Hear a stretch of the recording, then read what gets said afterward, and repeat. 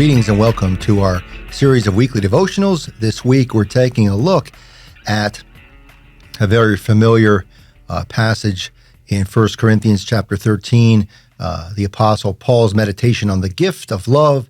It's a passage that is read at just about every wedding I have ever been a part of. I have shared a story previously about a friend of mine in his church. The members of his church, they didn't want to be known as members anymore. They felt that calling themselves members, thinking about membership, it became too competitive. People were comparing how much money they gave and how many worship services they attended. And so they wanted to call themselves disciples. We should not be known as members. We should be known as disciples. And that will help us focus on what we should be doing in the church, which is mission work, outreach, service. So they did.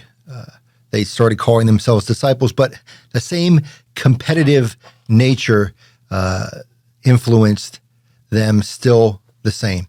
They started comparing who was doing more mission work, who was doing more outreach projects, who was being the better disciple.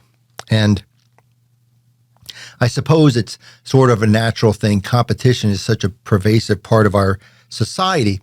And we certainly, I've noticed we do that in our congregation as well.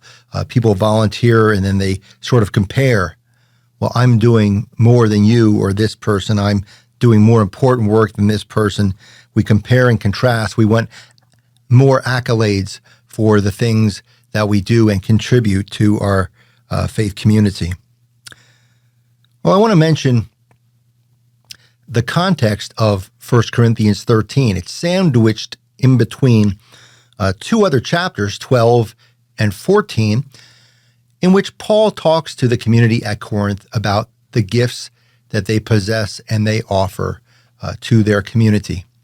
And in chapter 12, he stresses the necessity of everyone's gifts, that nobody's gifts are more important than another, that everyone's gifts are needed for the community. And in chapter 14, he talks about how all of these spiritual gifts that the people possess must work together. They don't work in isolation. People must share their gifts together. That's what community is all about. But in the middle, in chapter 13, Paul says, above all else, in the offering of one's gifts to the community, the offering must be grounded in love. That's what holds everything together. That's what keeps people focused on what they should be focused on.